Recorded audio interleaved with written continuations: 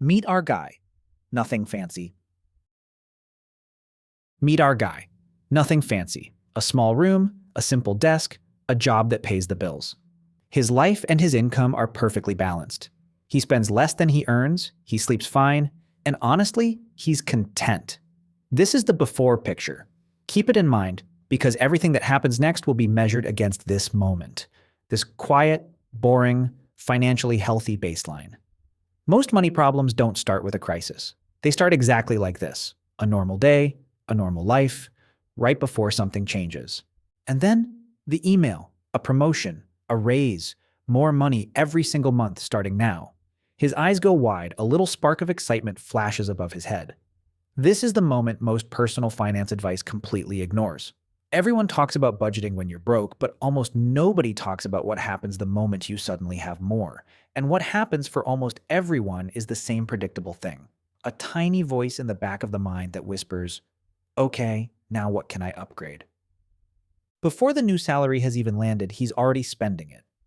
On paper, in his head, dollar signs, arrows pointing up, a little plan forming. Psychologists call this mental accounting. Money that hasn't arrived yet already feels spendable because it's not real money in his hands. It's just a number representing future freedom. The problem is that future freedom gets allocated incredibly fast, usually before a single extra dollar actually shows up in the account. So what's first on the list? Somewhere bigger to live, obviously. He scrolls listing after listing. Bright rooms, big windows, sleek furniture, already in the photos. His current place is fine. It was fine yesterday. But compared to this, suddenly it feels small, dated beneath him. This is hedonic adaptation in action. As soon as your circumstances improve, your reference point silently resets. What used to feel like enough quietly gets relabeled as not enough anymore, and you barely notice it happening. He signs the lease. A proud nod, boxes packed, a new chapter beginning. And just like that, his single biggest fixed expense jumps. Permanently. This is the part nobody celebrates in the moment. A raise is a temporary increase in income, but a new lease is a permanent increase in obligation. The extra money that was supposed to build his future just got committed in full to square footage. The raise hasn't even hit his account yet, and it's already spoken for. Moving day. He stands in the middle of his bright new apartment. Big window, clean walls, more space than he's ever had, hands on his hips, chest out, beaming. And it feels incredible. This is real. This is deserved. This is what making it looks like. That feeling is genuine, and it's also, unfortunately, temporary. Studies on lifestyle upgrades consistently show the emotional high from a bigger home fades within weeks. But the bigger rent payment? That doesn't fade. That stays forever. New apartment, mostly empty apartment. And an empty apartment has a way of announcing every single thing it's missing. He sits on the floor, laptop open, scrolling through sleek sofas and modern desks, chin in hand, considering. Nothing here is a want, exactly. It's framed as a need. He needs somewhere to sit. He needs a desk. Each item, on its own, sounds completely reasonable. That's exactly how lifestyle inflation works. Not as one big, reckless purchase, but as a long list of small, reasonable ones. The new desk arrives. The new bed arrives. He runs his hand along the edge of the desk, nodding, satisfied. Small sparkles of approval. And here's the catch. The better the new furniture looks, the worse everything else in the room looks by comparison. This is sometimes called the Diderot Effect, named after a philosopher who got one fancy new robe and suddenly felt his entire home looked shabby next to it. One nice upgrade doesn't satisfy you. It just recalibrates what shabby means.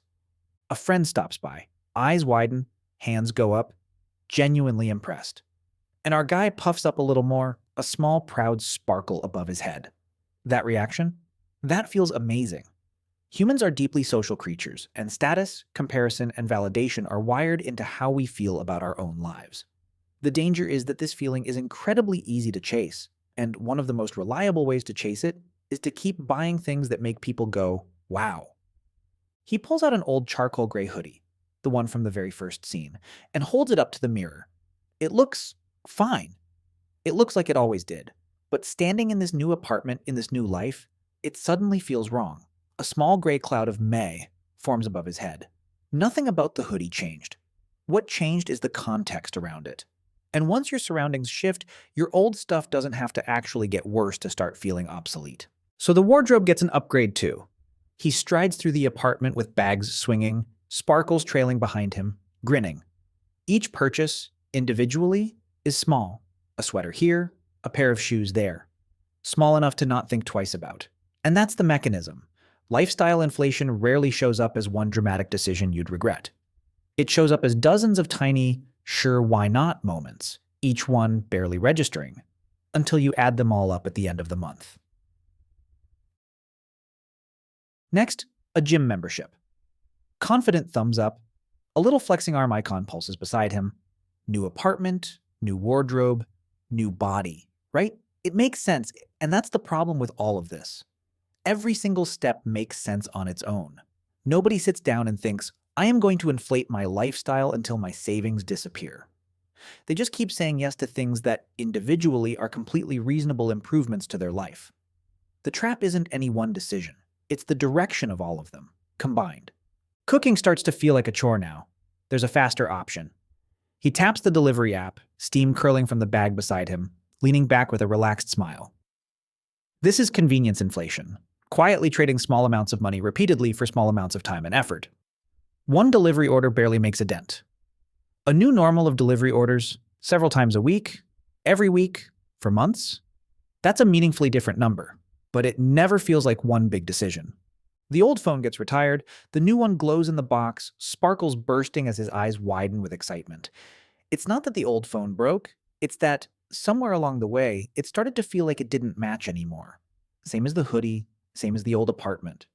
Each upgrade resets the baseline a little further, and each reset makes the next necessary upgrade feel just a little more inevitable than the last one. And then the big one, a car. He signs the paperwork with a calm, confident smile, handing the clipboard back like it's just another item on the list. By this point, after everything else, a car payment almost feels like the logical next step, the natural conclusion of the new lifestyle. This is the hero moment of the whole story, even though it doesn't look dramatic at all. It's just one more yes. Except this yes comes with a bill that repeats every single month for years. Time skips forward. On the wall, a calendar sheds pages one by one. Beside it, a stack of envelopes, bills, grows steadily taller. His silhouette passes through the background, business as usual. Nothing dramatic is happening. That's exactly the point. Lifestyle inflation doesn't announce itself with a single bad month. It quietly accumulates in the background, fixed cost by fixed cost, while everyday life carries on looking completely normal, until the math underneath it stops being normal at all. He glances at his banking app. The number is lower than he expected. His eyebrows knit together, a small confused squiggle appears above his head.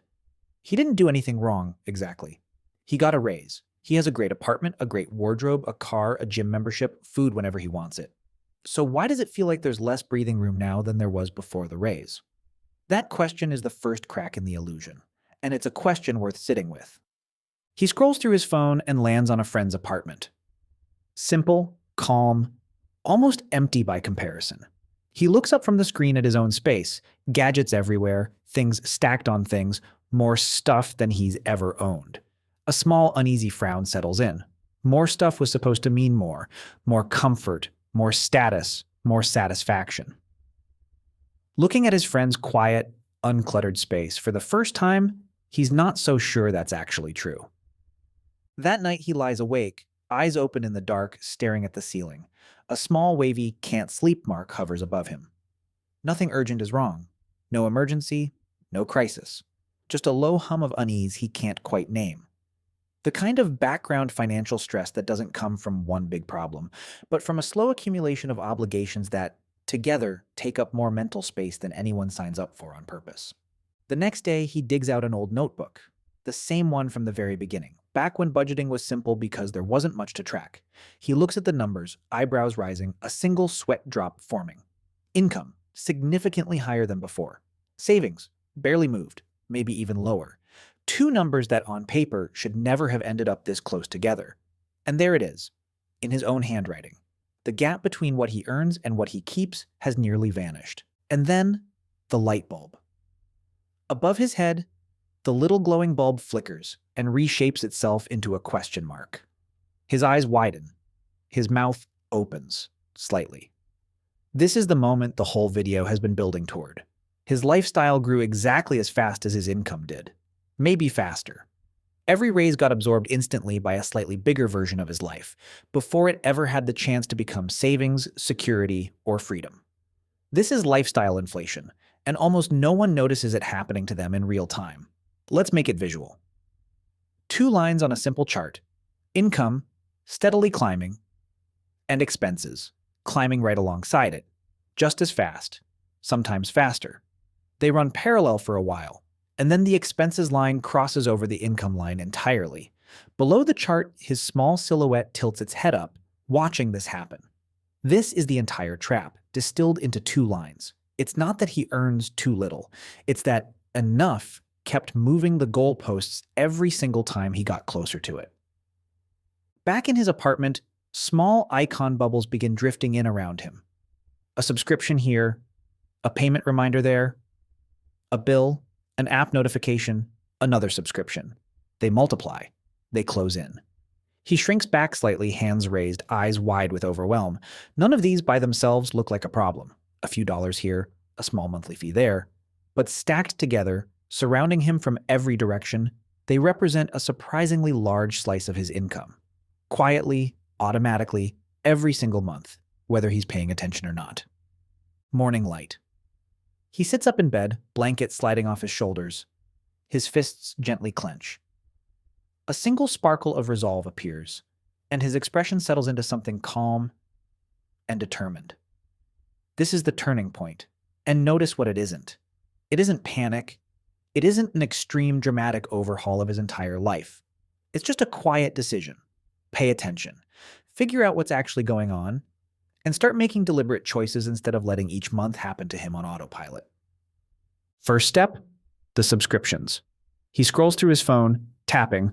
One by one, an icon pops with a little starburst and disappears. His small smile grows with each tap. This is the easiest kind of fix there is, because it requires no lifestyle change at all. Just attention. Services he forgot he was paying for. Trials that quietly became charges. Apps he hasn't opened in months. Nothing here makes his life worse. It just stops money from leaking out of a hole he didn't know was there. Bigger step. The car. He's on the phone, and beside him a small speech bubble appears. A downward arrow, a car icon, then fades away. His shoulders drop. He leans back into the sofa, visibly lighter. Selling the car doesn't undo the new apartment, the wardrobe, or the gym membership. But it removes the single largest recurring obligation from the list. And the relief on his face says everything about how much weight that one decision was quietly carrying. Next, he sets something up that changes everything going forward. Automatic savings. A toggle flips to on. On the screen, a small arrow animates smoothly from income straight into savings, before it ever has the chance to land in his everyday spending account. His smile is calm, confident. This is the pay yourself first principle. Instead of saving whatever happens to be left over at the end of the month, which for most people is nothing, the saving happens first, automatically, and the rest of life adjusts around it. Back in the kitchen, he's cooking again, stirring a pan, steam curling upward, little musical notes floating up around him. This isn't a punishment. He's not depriving himself. He's just here, present, doing something with his hands and genuinely enjoying it.